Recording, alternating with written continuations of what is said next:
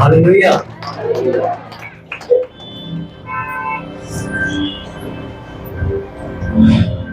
अमन आ जा।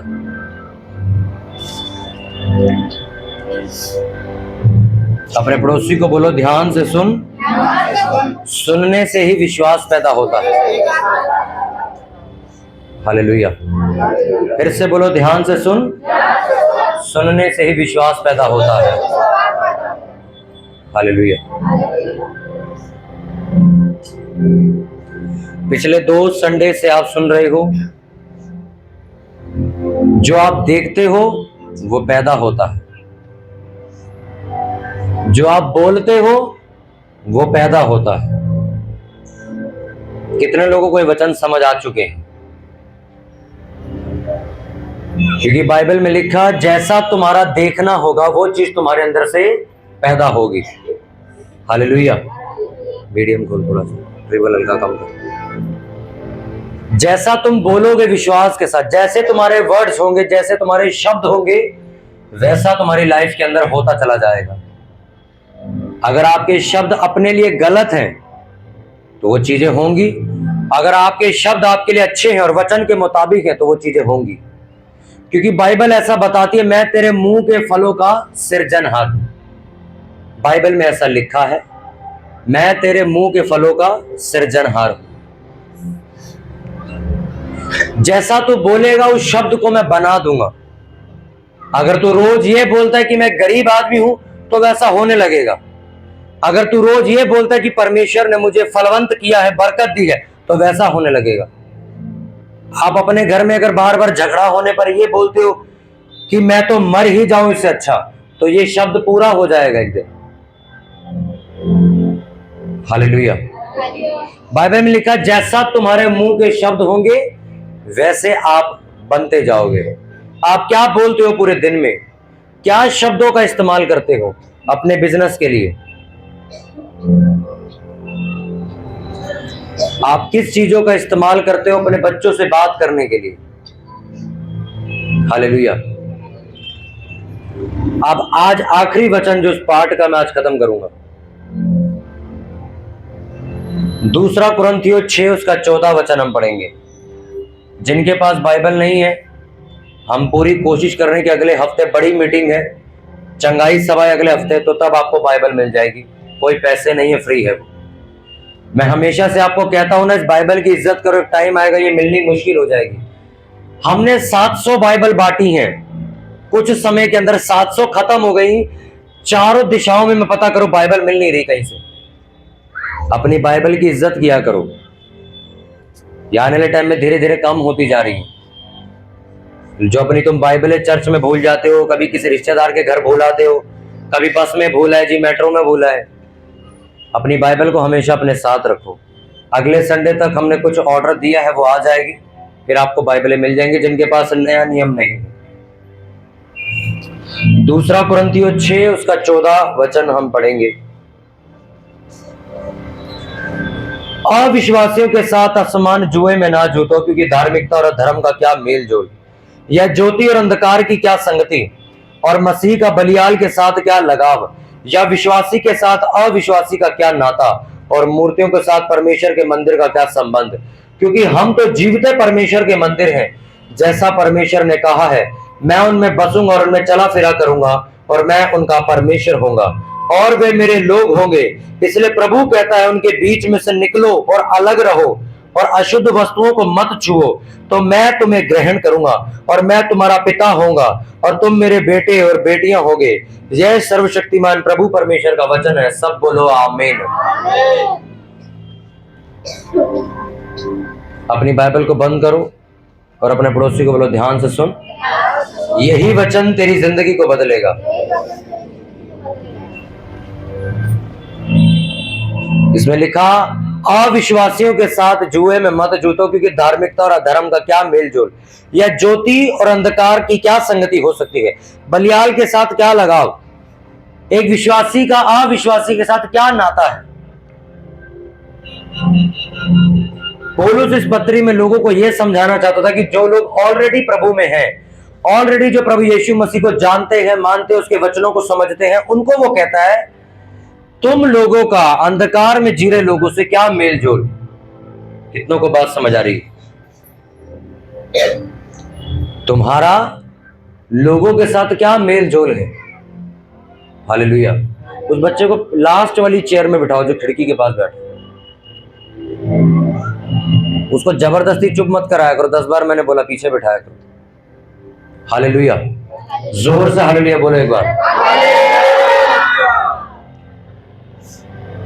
उसने कहा कि तुम प्रभु यीशु मसीह को जानते हो, प्रभु यीशु मसीह को मानते हो, उसके बाद तुम अगर अविश्वासी के साथ अगर बैठे हो, एक अविश्वासी के साथ तुम संगति कर रहे हो, तो तुम्हारा और उसका कोई मेल जोल नहीं।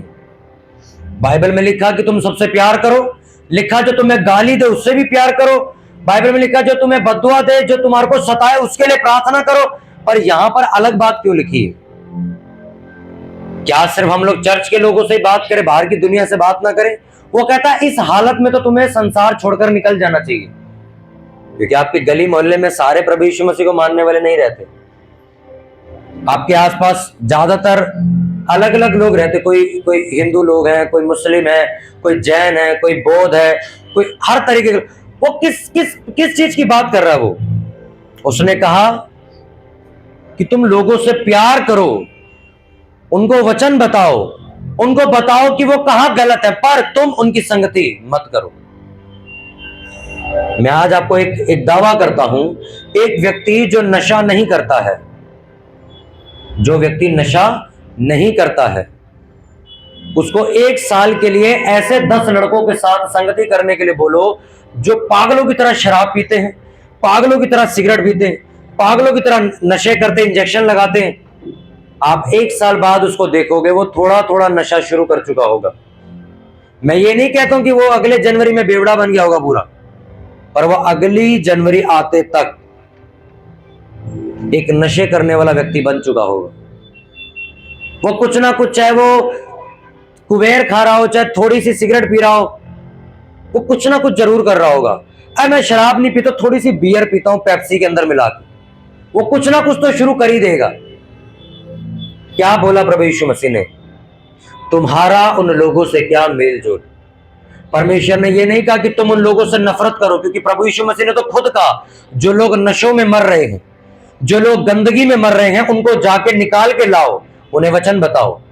पर यहां पर अलग वचन लिखा है कि तुम अविश्वासियों के समान जुए में ना जूतो।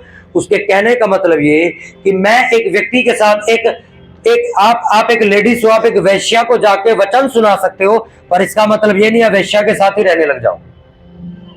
कितनों को समझ आ रही है? आपका दोस्त हो सकता है, आपका कोई रिश्तेदार हो सकता है जो बहुत अंत का नशा करता है, आप उसे जाके चर्च के बारे में बता सकते हो कि भाई वहां लोग ठीक होते हैं, वहां पे मैंने गवाही सुनी बहुतों के नशे छूटे, तू भी चल, तू भी ठीक हो जाएगा। ये बताना और उसके साथ 24 घंटे बिताने में फर्क है। एक डॉक्टर बीमार व्यक्ति के साथ समय नहीं बिताता, वो सिर्फ उससे मिलता है, उसकी बीमारी पूछता है, उसे दवाई बताता है और भेज देता है, और भेजने के बाद हाथ भी सैनिटाइजर से साफ कर लेता है। परमेश्वर ने कहा तुम इस दुनिया के लिए एक डॉक्टर की तरह हो। ये दुनिया जो गंदगी और पाप में जी रही है, तुम एक डॉक्टर की तरह इनसे मिलो, उनकी बीमारी पूछो, उनकी प्रॉब्लम सुनो, उनको हल बताओ और वहां से चले जाओ। आज एक व्यक्ति जो प्रार्थना करता है, वो कभी आपको ऐसे लोगों के साथ बैठा हुआ नहीं मिलेगा जो मां बहन की गंदी गालियां बकते हैं। वो कहता है इनसे मेरा कोई, इनका लेवल ही कुछ हो रहा है, मेरा कुछ हो रहा है, मेरा कोई लेना देना नहीं इनसे। वो उनके पास जाएगा, उनको चर्च के लिए इनवाइट करेगा, पर वो उनके साथ बैठ के संगति करने का मतलब क्या है? एक फेलोशिप करना।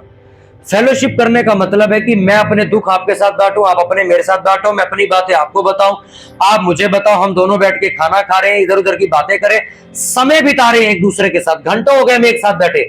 लिखा ये संगति तुम उन लोगों के साथ मत करना जो पाप का जीवन जी रहे हैं। सिर्फ उन्हें वचन दो, प्रचार करो, उनसे प्यार करो और घर आ जाओ। आप चर्च आके सोमवार से शनिवार ऐसे लोगों के साथ जीवन बिताओ जो सारा दिन औरतों के बारे में बातें करते हैं, लड़कियों के बारे में बातें करते हैं, गालियां दिए बगैर उनका काम नहीं चलता, बिना नशे के उनकी रात खत्म नहीं होती। ऐसे लोगों के साथ बैठ के संडे आके और प्रार्थना करके ये पूछो परमेश्वर मेरा काम क्यों नहीं चलता, उसकी वजह आप खुद हो। परमेश्वर जब आपको आशीषित करता है, परमेश्वर जब आपको ऊंचा करता है, परमेश्वर जब आपको फलवंत करता है, तो वो ये सारी चीजें नोटिस करता है कि तुम क्या देखते हो, क्या सुनते हो, क्या बोलते हो, किसके साथ उठना बैठना है तुम्हारा। सबसे ज्यादा गंदगी में रहने वाला जानवर कौन सा है? सुअर। आपने उसको देखा है? कभी कोई ऐसा जानवर बताओ जो, अब सबसे सुंदर जानवर किसको कहते हैं? हंस को कहते हैं, शायद सफेद रंग का होता है। कभी देखा है उसको सुअर के साथ बैठे? बताओ, देखा है कि नहीं देखा? कभी बैठा हो उसके साथ कुछ कर रहा हो? हंस अपना जीवन जानता है, एक सुअर अपना जीवन जानता है, एक गली में घूमने वाला कुत्ता भी अपना जीवन जानता है, एक बिल्ली अपना जीवन जानती है।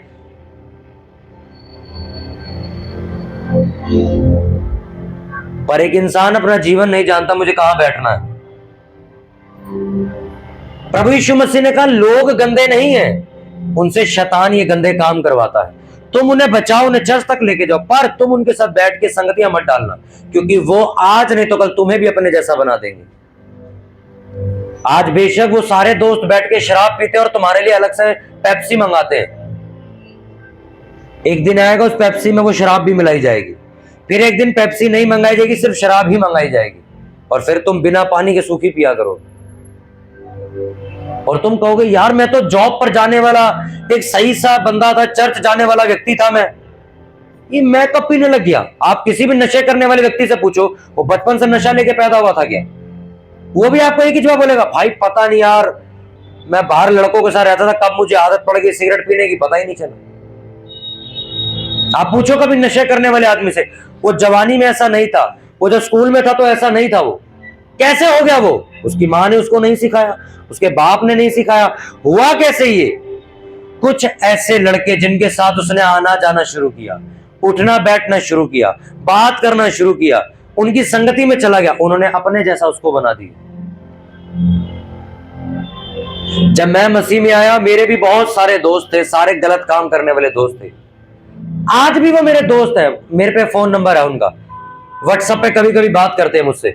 और पिछले 7 साल हो गए मुझे प्रभु यीशु मसीह को मानते हुए, मैं दोबारा कभी भी उनके साथ घूमने नहीं गया। कभी वो इधर खाने पीने आते मुझे फोन करते, मैं कभी वहां नहीं गया। वो जब भी मुझे फोन करते मैं कहा भाई मैं बिजी हूं, मैं नहीं आ सकता। ये 2018-19 की बात, अब तो फोन भी नहीं करते हो, अब तो फोन भी नहीं करते मुझे। उन्हें मालूम है इसका स्टैंडर्ड अलग हो चुका हमसे, ये आ भी जाएगा तो कोई फायदा नहीं इसके साथ बैठ के, ये बात ही परमेश्वर की करेगा। पर अगर आपका अन्य जाति दोस्त अभी भी आपको फोन करके बुलाता है, इसका मतलब तुम अभी जेन्युइन क्रिश्चियन नहीं बने। बाइबल में लिखा तुम्हारा धर्म और जात बदलने परमेश्वर नहीं आया। मैं खुद पंजाबी फैमिली से हूं, पर उसने मेरी संगति बदली। जिन लड़कों के साथ मैं रहता था, जिनके साथ मैं घूमता था, जिन हरकतों में मैं डूबा हुआ था, उस संगति से मुझे बाहर निकाला। प्रभु यीशु मसीह ने कहा मैं तुम्हें आशीषित करूंगा। आपको क्या लगता है वो पिक्चरों में जैसे होता है, एक जगह आप गए, आपने घर का दरवाजा खोला, अंदर सोने का बक्सा पड़ा हुआ था, उसमें खजाना पड़ा हुआ था? परमेश्वर ऐसे आशीषित नहीं करता है। परमेश्वर ने जब 38 साल के रोगी को खड़ा किया, जब वो लंगड़ा बैठा था 38 साल से, खड़ा करते उसे क्या शब्द बोले थे बताओ? कि जा दोबारा पाप मत करना। ये बात बोल के यीशु मसीह ने साबित किया कि जो तेरी ये हालत थी ना इतने सालों से, वो तेरे पाप की वजह से थी, इसलिए अब पाप मत करियो, अब तू ऐसे सही रहेगा तू। इसलिए प्रभु यीशु मसीह जब आपको आशीषित करना चाहता तो वो कोई खजाने का बक्सा नहीं देगा, वो सबसे पहले आपकी जिंदगी से पाप खत्म करता है।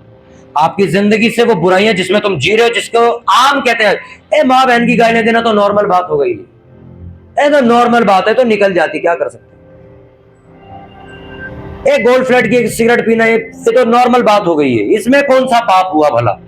पाप तो उसे कहते कि मैंने कत्ल कर दिया हो। बाइबल में लिखा, तुम जहांगीरपुरी बाहर खड़े हो और आपको चर्च में खड़ा होकर एक व्यक्ति फोन करता है, भाई कहां हो?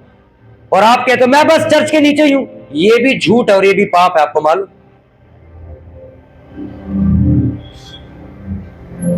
जब भी प्रभु यीशु मसीह किसी व्यक्ति को ऊंचा करता है, किसी व्यक्ति को फलवंत करता है, किसी व्यक्ति को बरकत देता है, सबसे पहले उसकी जिंदगी को साफ करना शुरू करता हूं। सबसे पहले वो उसको बोलता अपने शब्द सुधार, तो बहुत गलत बोलता है। फिर बोलता तू ये गलत पिक्चरें देखना बंद कर, ये फिल्मी रोमांटिक पिक्चरें देखना बंद कर, तुझे गंदे विचार आने बंद हो जाएंगे, ये गंदी अश्लील पिक्चरें पोर्नोग्राफी देखना बंद कर।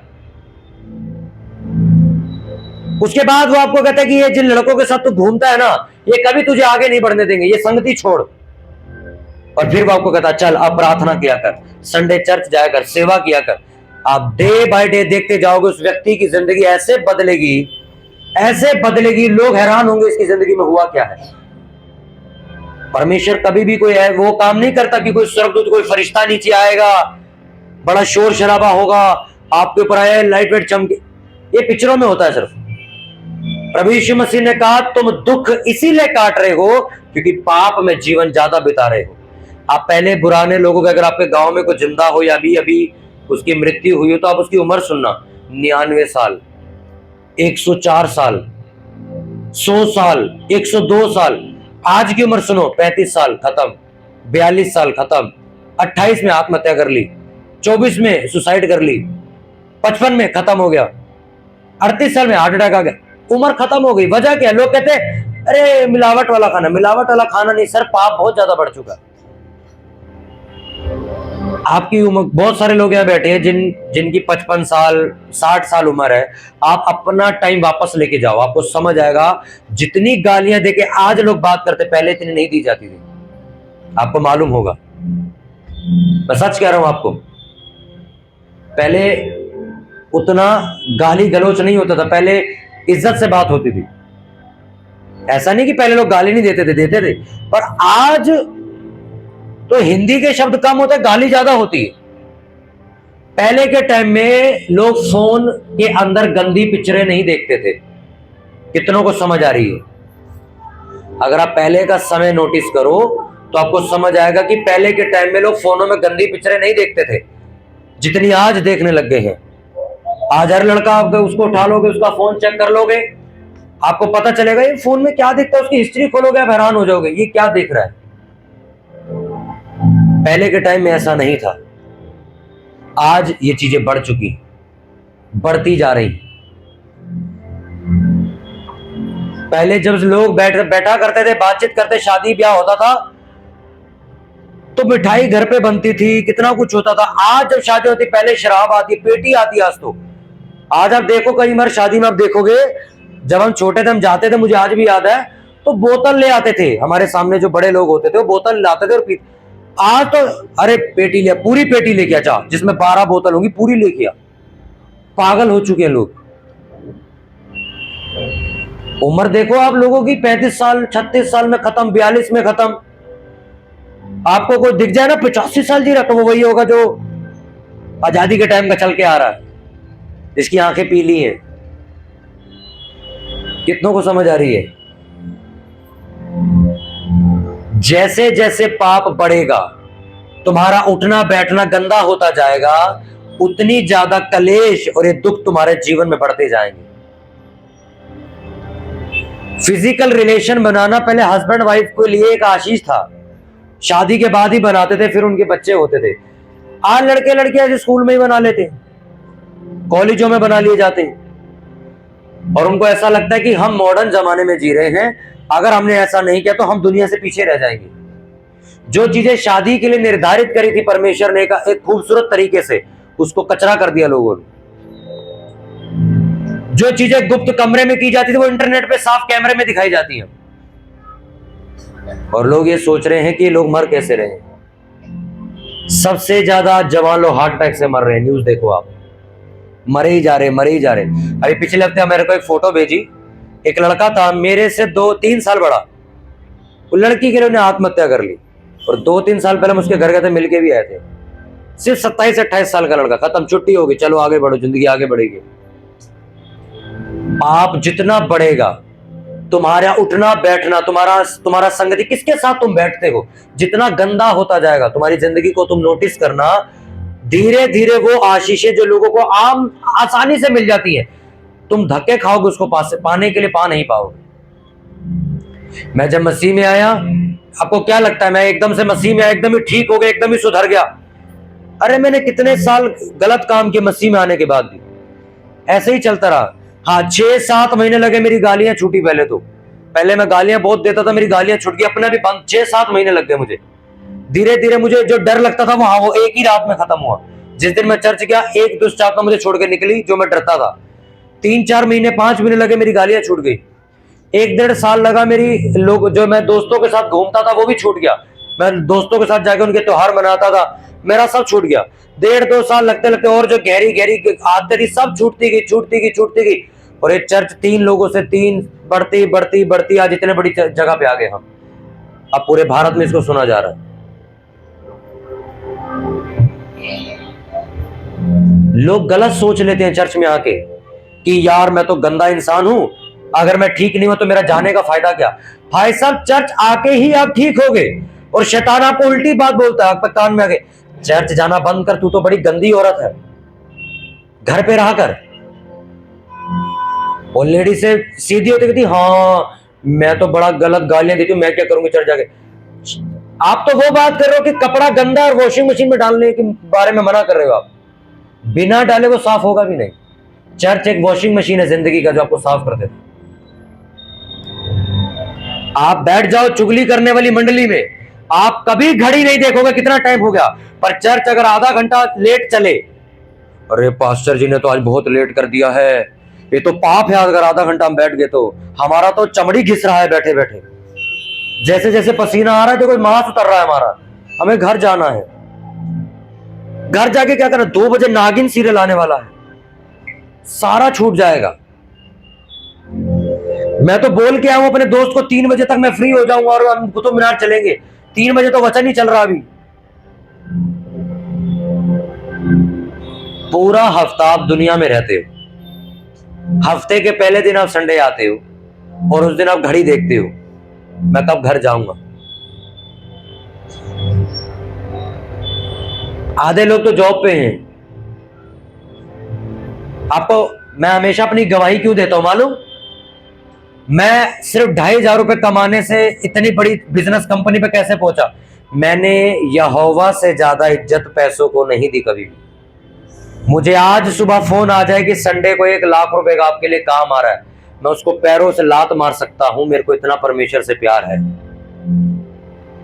इसीलिए परमेश्वर ने मुझे नौकरी से छुड़ा के अपनी कंपनी दी, मेरा अपना बिजनेस। लोग एक 500 रुपए दिहाड़ी फालतू मिले, संडे क्या कहते हैं, ओ हर संडे जाते अगली बार चले जाएंगे, आज 500 रुपए मिल रहे हैं फालतू। इसीलिए आप लोगों को देखो वो गरीब ही रहते जीवन भर। परमेश्वर कहता अरे तुझे 500 रुपए दिए, तू अपना ईमान बेच के आया, तू तुझे 50,000 दूंगा, तू तो यार मेरे को ही भूल जाएगा। तू 500 भी रह, जिंदगी भर दिहाड़ी कमा, तू जा, तू ठेकेदार बन भी नहीं सकता कभी। परमेश्वर आपकी वफादारी देखता है, फिर आपको आगे बढ़ाता है। वो कहता है यार इसको 10,000 रुपए की तनख्वाह दी है, ये चर्च आना बंद कर दिया इसने, इसको 1 लाख रुपए तनख्वाह दे दी, ये तो कहेगा परमेश्वर नाम की चीज ही नहीं है कोई। तू भाई 10,000 रुपए ही रहे। आपकी मम्मी, मैंने कहा ना आपके घर वाले आपको 20 रुपए देते हैं, आप 20 रुपए का जुआ खिलाओ, आपका पापा कभी आपको 20 रुपए से फालतू नहीं देता, उसको मालूम है जुआरी है ये। देगा कभी वो? कभी आपको बैंक में पैसे डालने के लिए देगा वो? कभी नहीं देगा। क्यों? वो जानता है और समझता है कि इसकी कितनी ईमान की हैसियत है। ये 20 रुपए है तो सही औकात में है, इसको 100 रुपए दे दूंगा जुआ खेलने चला जाएगा। आज भी लोग ऐसे ही हैं। परमेश्वर कहते हैं इसको मैंने थोड़ी सी आशीष दी है, थोड़ी सी गवाही दी है, तो आज ये देख कैसे नखरे कर रहा है, प्रेयर नहीं करता है, उपवास करता है, मेरे से रखा नहीं जाता। अगर इसको मैंने पूरा ठीक कर दिया, ये तो सब कुछ ही बंद कर देगा। इसलिए परमेश्वर धीरे धीरे आपको फलवंत करता है, जैसे जैसे आप उसको साबित करते हो कि देख परमेश्वर हम तेरे सिवाय किसी पे निर्भर नहीं। अपने पड़ोसी को बोलो तुम्हारी संगति कैसी है, किसके साथ बैठते हो, किसके साथ घूमते हो, वो वैसा ही तुम्हें बना देगा। हालेलुया। आप ऐसे लड़कों के साथ रहते हो जो खुद 5-6 हजार 8-10 हजार रुपए कमाते हैं, कभी वो आपको सलाह नहीं दे सकते कि महीने में 10 लाख कैसे कमाना, उनको पता ही नहीं है इस बारे में। वो तो इस दुनिया को ही नहीं जानते। वो तो कहते हैं 1 लाख रुपए अंबानी कमाता है, हम कहां कमा सकते हैं। पर मैं आपको ऐसे लोगों के साथ बिठाऊं जो एक एक दिन में 1-1 लाख रुपया कमाते, 30-30 लाख रुपए महीने का निकालते। मैं बैठा हूं ऐसे लोगों के साथ, उनकी बातें आप सुनो।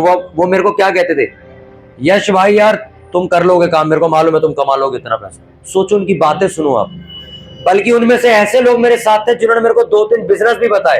कहते यश भाई आने वाले टाइम में ये काम कर लेना, इसमें बहुत पैसा। पर सोचो अगर मेरी संगति उन्हीं लोगों के साथ होती जो आज भी, बात ये नहीं कि कोई छोटा कमाता तो परमेश्वर उसकी इज्जत नहीं करता। परमेश्वर चाहता तुम ज्यादा धनवान बनो, तुम अपनी गलती की वजह से नहीं बनते, इसलिए परमेश्वर को दुख होता। उसने तुम्हें राजाओं की संतान बोला तो वो राजा तुम्हें बनाना भी चाहता है। पर राजा कब बन, राजा की आप परवरिश देखो, राजा की परवरिश किसके साथ होती है? रिक्शे वालों के साथ होती है क्या? राजा के घर जब लड़का पैदा होता है वो किसके साथ खेलता है? गांव के लोगों के साथ? वो कभी नहीं खेलता उनके साथ। वो अपने ही राजभवन में रहता है, मंत्रियों के साथ रहता है, सेनापति के साथ घूमता रहता है, घुड़सवारी सीखता रहता है, तलवार चलाना। जब बड़ा होता तो राजा बन जाता। आप अपने बच्चों की परवरिश क्या कर रहे हो? आपके बच्चे किन के साथ बैठते हैं? आप किन के साथ बैठते हो? मैं अपने किसी रिश्तेदार से नफरत नहीं करता हूं, इसलिए कि आप सोचो मैं नफरत करता हूं इसलिए मैं उनके घर नहीं जाता। सीधी बात, मैं वहां क्या बात करूंगा? मैं वचन की बात करता हूं तो वो सुनना नहीं चाहते, तो इसलिए मैं जाता ही नहीं। और उनके पास ऐसा कुछ है नहीं जो मुझे दे सके, क्योंकि मेरे पास तो खुद परमेश्वर है, तो मुझे कौन क्या देगा?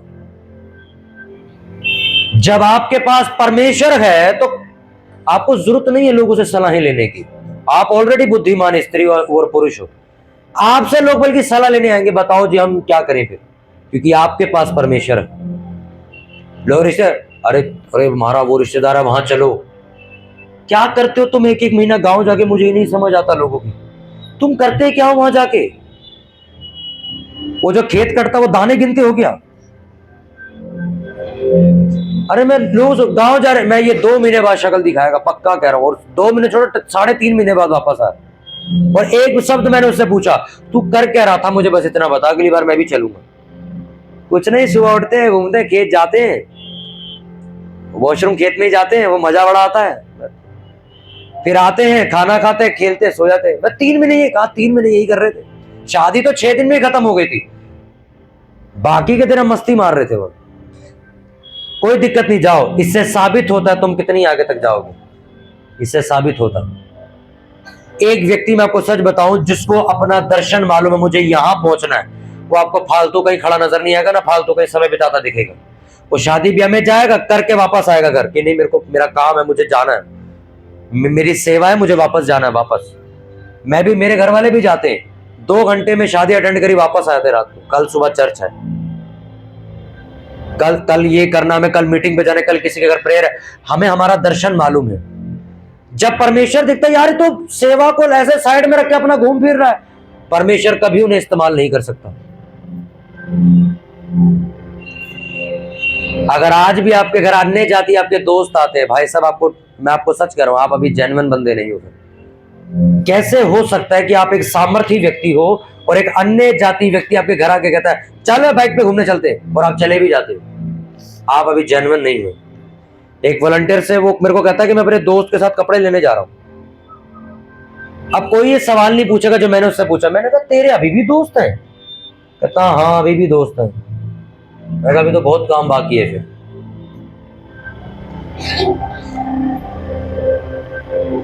लोगों से प्यार रखो, आस पड़ोस में प्यार रखो, पर संगति मत करो। उन्हें वचन दो, उन्हें बाइबल दे के आओ, उन्हें चर्च के लिए पैम्पलेट दे के आओ कि भाई साहब संडे को बड़ी मीटिंग है, हीलिंग मीटिंग, आओ। बात करो उनसे फोन पे, ठीक है, बट अगर आप उनके साथ घूम फिर रहे हो, एंजॉय कर रहे हो, वो आपको अपने जैसा बनाएंगे।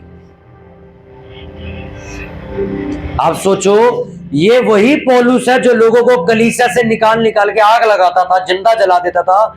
इसको क्या हुआ कि जब इसको मार पड़ने लगे तो उसने हाथ नहीं उठाया, क्योंकि यीशु मसीह के साथ और चेलों के साथ रहने वाला आदमी बन गया था। अगर जिसकी पत्री आप पढ़ रहे हो, जिस बंदे ने लिखी है, वो एक हत्या करने वाला व्यक्ति था। वो जहां देखता था ना चर्च लग रही, उसमें जाके आग लगा देता, जिंदा ही जला देता था लोगों को। इतना खतरनाक आदमी था वो। पर जब उसने चेलों के साथ संगति करनी शुरू करी, यीशु मसीह के चेलों के साथ रहना, उठना, खाना पीना शुरू किया तो बाइबल बताती है जब उसे मार पड़ी तो उसने हाथ नहीं उठाया। और लोग हैरान थे, अबे ये तो बहुत बड़ा गुंडा था, तो जिंदा आग लगाने की हिम्मत रखता है, आज ये हाथ क्यों नहीं उठा रहा? उसने कहा मेरा परमेश्वर जवाब देगा। आपकी संगति बदलेगी, आपका चरित्र बदल जाएगा। तुम लड़ाई झगड़े करने वाले लोगों के साथ रहोगे, आपके अंदर वैसा ही गुस्सा रहेगा। आप प्रार्थना करने वाले लोगों के साथ रहोगे, आपका खुद का मन करेगा अपने आप, यार मुझे भी प्रार्थना करनी, यार मैं भी सेवा करने जाऊंगा। किनके साथ आपका उठना बैठना है, किनके साथ आप बैठते हो उठते हो। मैं नशा नहीं करता हूं, बस मैं वहां जाके बैठता हूं, मैं तो चौमिन वगैरह खा लेता हूं, वो लोग शराब पी रहे होते, आप भी पियोगे बहुत जल्द। मैं तो निकल के आया हूं इन चीजों से, आप, इसलिए मैं जानता हूं सारी चीजें। आप कुछ भी कर लो, आप शरीर की लत से भाग नहीं पाओगे, ये आपको पकड़ लेगी। इसलिए प्रभु यीशु मसीह ने कहा अंधकार और ज्योति का क्या मेल जोल मुझे समझ नहीं आता। तुम क्या करते हो वहां बैठ के? आपके घर रिश्तेदारों में फंक्शन है, जाओ, इज्जत से जाओ, मिलके आओ, उन्हें प्रचार करके रात वापस आ जाओ।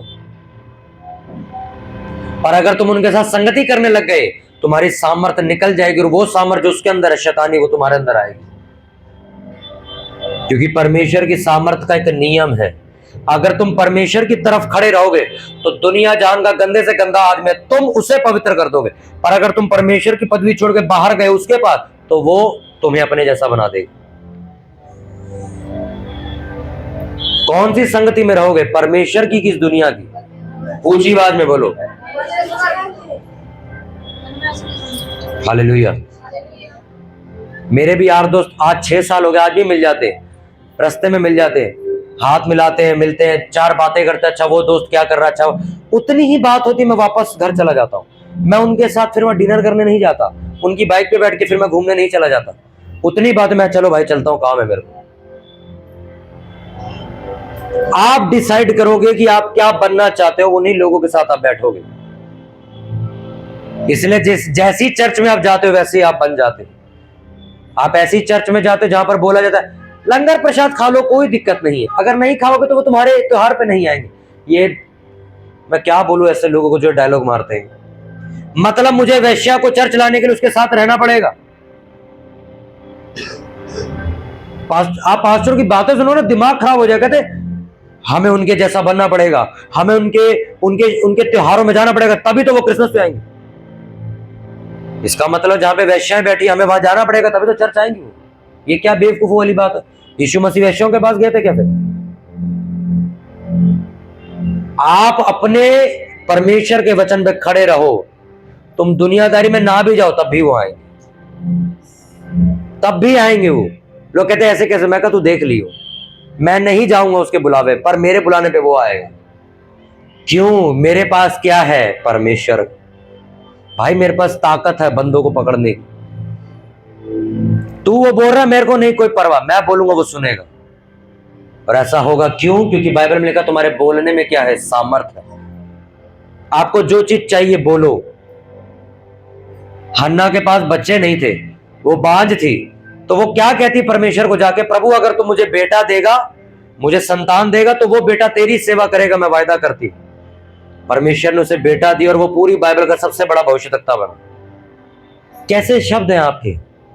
आप रोज बोलते हो मेरे को बच्चा नहीं, मेरा तो हो ही नहीं रहा, मेरा तो। आप सही चीज क्यों नहीं बोलते? इस साल मेरा परमेश्वर मुझे संतान के साथ आशीषित करेगा, इस साल मेरा परमेश्वर मुझे नया व्यापार देके आशीषित करेगा, इस साल मेरा परमेश्वर मुझे इस बीमारी से आजाद कर देगा, इस साल मेरा परमेश्वर मुझे ऊंचे पर बिठा के नियुक्त करेगा। तो आपके शब्द ही गलत है। जब भी कोई मेरे से मिलने आता, कोई बीमार, तो मैं उसको ये नहीं बोलता रोज हम बीमार हैं, हम बोलो मैं ठीक हो चुका हूं मेरे अंदर प्रभु यीशु मसीह। आप कोई नशा नहीं छोड़ पा रहे, बोलो मैं नशा छोड़ चुका हूं। भले ही शाम को फिर से पी लिया आपने, तब भी बोलो कल सुबह से मैं नशा मेरा छूट जाएगा अपने आप यीशु के नाम। जैसे जैसे शब्द निकलते जाएंगे आपके मुंह से, पूरे होते जाएंगे। किस संगति में आप जाते हो, किस चर्च में आप जाते हो, ये मायने करता है कि आपकी आत्मिक जिंदगी कैसी होगी। किस चर्च में आप जाते हो, किस कलीसिया का आप सदस्य हो। आपको मालूम जब कोई हमारी तारीफ करता है कि कम उम्र में हम कैसे बढ़े, मैं एक ही बात उन्हें बोलता हूं, जो मेरे पास्टर ने मुझे समझाया मैंने पूरा किया है, उसको माना है। अपनी नई बुद्धि नहीं चलाई मैंने बाद में। आज तक मेरा रिकॉर्ड है, मैं जिस पास्टर के अधीन हुआ हूं उसी पास्टर्स की मैं किताब पढ़ता हूं, उन्हीं को सुनता हूं, उन्हीं से बात करता हूं और किसी के पास नहीं जाता। ऐसा नहीं कि बाकी सारे गलत हैं, पर आप एक नियम है बाइबल का या आत्मिक संसार का। कैसे हो सकता है कि तुमने इस चर्च का एक प्रचार सुना, तुम बचाए गए, तुम पाप से छूटे, जब इस चर्च में आए तो किसी और को सुनने लग गए। अब तुम्हारी अगुवाई वैसे नहीं हो सकती जैसे उस साल हुई थी। कितनों को समझ आ रही है? सब मेरी ओर देखो। आ रही कि आ रही नहीं समझ आपको? एक लड़का इस चर्च में आता है, गवाही देता है कि मैं इस चर्च की वीडियो यूट्यूब पे देख के छुड़ाया गया, इस चर्च में आके मेरे सामने कहता है मैं तो उसी को सुनूंगा दूसरे को। आप लोगों की मूर्खता का अंदाजा नहीं लगा सकते कितने बेवकूफ लोग हैं। पास्टर कोई गलत नहीं है, पर आप कहीं नहीं पहुंच पाओगे, ये मैंने सीखा है। यहां तक कि मैं आपको ये तक बोलता हूं कि जो मेरे पास्टर हैं, जो मेरे आत्मिक, अगर उनको भी अगर आप सुनते हो तो कोई फायदा नहीं है तुम्हारा। बताओ क्यों? जिनसे मैंने आशीष ली, जिनको मैं सुनता हूं, अगर आप उनको सुनोगे आपको कुछ नहीं मिलने वाला। बताओ क्यों? वो आपका अगुआ है ही नहीं। आपका अगुआ ये चर्च है। आप 24 घंटे उसे सुनते रहो, कोई फायदा नहीं। आपको जो अगुवाई पहले मिली थी इस चर्च से, दोबारा इसी से मिलेगी। उस लड़के को मैंने पूछा, मैंने कहा इस हफ्ते में लाइव मीटिंग आई थी, सुनी थी? कहते नहीं, मैं तो अब उन्हीं को सुनता। पहले वही व्यक्ति इसी चर्च को सुनता था, अब जब यहाँ के सेट होगा तो अब किसी और को सुनने लग गया। उसका मैंने फोन चेक किया तो फोन में सारे दूसरे पास्टर के सरमन डले हुए थे। गलत कुछ नहीं है, पर एक चीज जो मैंने अपने आत्मिक संसार में 2018 में सीखी, अब वो व्यक्ति कभी आगे नहीं बढ़ पाएगा। क्यों? परमेश्वर आपको एक अगुआ देता है जिसके जरिए वो आपसे बात करता है। वो अगुआ हटा के आपने चेंज कर दिया। बैठे इस चर्च में हो, सुनते उसे हो, प्रार्थना किसी और चर्च में फोन करा के करा लेते हो, आप कहीं के नहीं बचोगे। चर्चे सारी सही है, पास्टर सारे सही है, पर बाइबल में लिखा तुम्हारा एक आराधना स्थल, जिस संगति में तुम जाते हो, जिस संगति में जाके सेवा करते हो, जिस संगति में जाके तुम खाते हो, जिस संगति में जाके बोते हो, उसी संगति के अगुए के द्वारा परमेश्वर तुमसे बात करेगा। जब परमेश्वर मुझे बताता है तेरी चर्च का ये व्यक्ति किसी और को सुन रहा है, वो अगुवाई मेरे से आते आते बंद हो जाती है। मैं उस बंदे को बता ही नहीं पाता कुछ, मुझे पता चलता है तो सुन ही नहीं रहा इस चर्च में। अगर वो सुनना शुरू कर तो बच जाएगा दोबारा। और वो सोचता है मैं इस लेवल तक आ गया, इससे आगे मेरे को कहां जाना, मैं यहीं तक ठीक हूं। मैं अपने आत्मिक अगुए को सुनता हूं। पंजाब में चर्चा है, उनके आत्मिक अगुआ जो है वो नाइजीरिया में रहते, मैं उनको नहीं सुनता, वो मेरे अगुए है ही नहीं। बेशक वो उनसे भी ज्यादा सामर्थ्य है, पर उनको सुन के मेरा कोई फायदा नहीं। मेरी अगुवाई यहां से मैं यहीं सुनूं। मैं कहूं अरे इनके तो वो वाले वहां चलते चलो, कोई फायदा नहीं। आप चुने गए एक अगुए के नीचे जाने के लिए।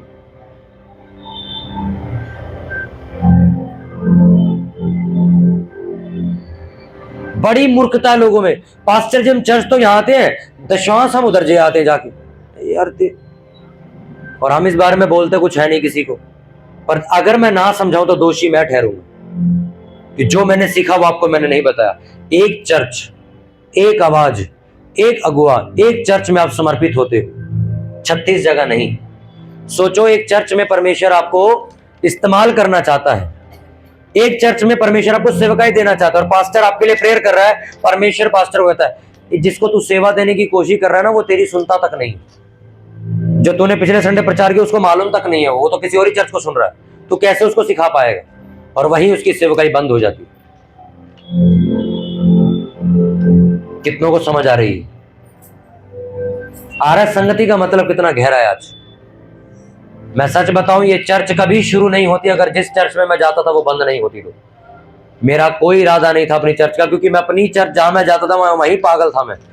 पास्टर के साथ रहना, वहां सेवा करना, जूते उठाना, वहां पे चाय नाश्ता जो होता उसके बाद भांडे धोना है, वहां पे साफ सब, मेरे को वहीं बड़ा मजा आता था। बल्कि मैं उन पास्टर को जा जाके बोलता था कि चलो हम ये वाला हॉल ले लेते हैं, यहाँ चर्च। मेरे को अपनी चर्च में बहुत मजा आता था, पर एक दिन वो बंद हो गई और फिर ये चर्च शुरू। जिस दिन परमेश्वर देखता है कि तुम एक चर्च के लिए समर्पित हो, ये बंदा 100%, उसी वक्त आपके बारे में पास्टर को बात पहुंचती है, इसको ऊंचा कर, ये बहुत, ये जैसे तू सेवा कर रहा है वैसे ये भी कर रहा है, इसके अंदर मैंने वो मन देखा जैसे तेरा मन है, इसको अपने साथ रख। फिर हमें इस बंदे को कोई सेवा देने की जरूरत नहीं, ये बंदा नकली है, तेरे को छोड़ के भाग जाएगा अगले टाइम में, ये आज डामाडोला कल भी भाग जाएगा, ये इसको बड़ी सेवा तक मत लेके जाए, इसको नीचे ही रख अभी। संगति, कहां चर्च में आते हो आप, कहां सुनते हो? एक लेडीज ने जगह जगह चर्च घूम घूम के अपना जीवन बिताया, एक दिन उसकी डेथ हुई तो उसका लड़का आके कहता है कि हमारी मम्मी प्रभु यीशु मसीह को मानती थी, तो मसीह के तरीके से इनका अंतिम संस्कार होगा। वो पास्टर के पास चला गया, पास्टर कहता है ये तो हमारी मेंबर ही नहीं, कहता उस चर्च में जाओ, ये वहां जाती थी तुम्हारी मम्मी, वहां जाके पता करो। तो वहां चला गया, वो वहां जाके पूछा, वो कहता तुम्हारी मम्मी हमारे पास तो 2 ही बार आई है सिर्फ, तुम तीसरी जगह जाओ। फिर वो तीसरी जगह गया, वो इधर इलाके में गया, वो कहता हमारे पास भी एक आध महीना आई है, कोई गारंटी नहीं लेने को तैयार, लाश पड़ी है, 3 दिन हो गए। फिर जाके एक पास्टर थे, उनके पास फोन किया गया, वो पास्टर ने कहा चलो मैं जिम्मेवारी उठाता हूं, इनको कब्रिस्तान लेके आओ। उन्होंने अपनी जिम्मेवारी पे उसको गाड़ा, वहां पे मिट्टी दी। मैं सच कह रहा हूं, ये जो लोग किसी एक चर्च के नहीं होते, ये इनकी लाशें भी धक्के खाती हैं एंड टाइम पे। वो पास्टर को गारंटी रहे, मैं जानता ही नहीं इसको कौन है। हाँ, पिछले साल आई थी एक बार। कोई चर्च आपका साथ नहीं देने वाला, क्योंकि सरकार ने नियम बना रखे बहुत सारे। आपको बपतिस्मा का सर्टिफिकेट को दे जाए तो मेरा नाम बदल देना फिर। पर अभी मुझे लड़के ने क्या बताया, मैंने पूछा, मैं कहा मेंबरशिप के फॉर्म भरे, कहता नहीं अभी भी नहीं भरे लोगों ने। सोचो कितनी बेगैरती चल रही चर्च में। और अब मैं सख्त हूं, इस साल अगर कोई भी ऐसी चीज होती, मैं किसी का सर्टिफिकेट बना के नहीं दूंगा, मैं साफ हाथ खड़े करूंगा, ताकि तुम्हारे आने वाले परिवार को समझ लग जाए कि मेरी मम्मी ने क्या गलती करी। एक आधार कार्ड जेब में लेके घूमते, उसकी फोटो कॉपी कराने में आफत हो रही है। पूरी जिंदगी तुम रेल बना दोगे अपनी एक फोटो कॉपी के चक्कर में। एक संगति का हिस्सा बनना, रेगुलर जाना, ताकि वहां लोग आपके लिए प्रार्थना कर सके। मैं तो कई लेडीजों को सेवा देना चाहता था, परमेश्वर ने मना किया, कहते ये आती ही नहीं है तो इसको क्या सेवा देगा, ये आज आ रही कल तेरे को संडे दिखी। वो सच भी हुआ, अगले संडे दिखी भी नहीं मेरे को। आधे लोगों की तो सेवका ही ऐसे डेड पड़ी, वो आते ही नहीं, उनको सेवा क्या दूं मैं। तुम्हारे जीवन में परमेश्वर ने इतनी बड़ी सेवाएं रखी हैं जितनी तुम सोच नहीं सकते। तुम्हारी लापरवाही की वजह से तुम उसे गवा के बैठे। अपने हाथों को उठाएं सभी जन अपने हाथों को उठाओ और प्रार्थना करो मेरे साथ एक, कि प्रभु जितना वचन आज मैंने सुना, ये वचन मेरी जिंदगी में 1000 गुना फल लेके आए। मेरे परमेश्वर, मैं ये प्रार्थना करता हूं कि प्रभु आज से मैं तेरी संगति के साथ जुड़ा रहूंगा, मैं तेरी मंडली के साथ जुड़ा रहूंगा। मेरे परमेश्वर, मैं प्रार्थना करता हूं प्रभु जितना वचन मैंने सुना, ये वचन मेरी जिंदगी में 1000 गुना फल लेके आए। ये वचन मेरी अगुवाई करे, मुझे चंगा करे, मुझे छुटकारा दे। परमेश्वर, मैं प्रार्थना करता हूं मेरे जीवित परमेश्वर, मैं प्रभु तेरी संगति के साथ जुड़ा रहूंगा, तेरी संगति से कभी दूर नहीं होऊंगा मैं। मेरे परमेश्वर, जो तूने मुझे चर्च दी, जो तूने मुझे अगुवा दिया, मेरे प्रभु मैं हमेशा उसकी इज्जत करूंगा और उसके अधीन रहकर तेरी सेवकाई को करूंगा। मेरे परमेश्वर, इस सेवकाई में तू मुझे लेके आया, तूने मुझे छुटकारा दिया, मैं इस सेवकाई के प्रति जी जान लगाकर प्रभु मेहनत करूंगा, ताकि लाखों लोग बचाए जाए प्रभु, लाखों लोग नशों से, बीमारियों से छुड़ाए जाए। परमेश्वर, मैं प्रार्थना करता हूँ जीवित परमेश्वर आत्मा हमारी जिंदगियों में कार्य करने पाए। परमेश्वर, ये वचन प्रभु इस कलीसिया में सदा काल के लिए ठहर जाए। ये वचन प्रभु जिन्होंने सुना उनके जीवन आशीषित हो जाए। प्रभु यीशु मसीह के सामर्थ्य में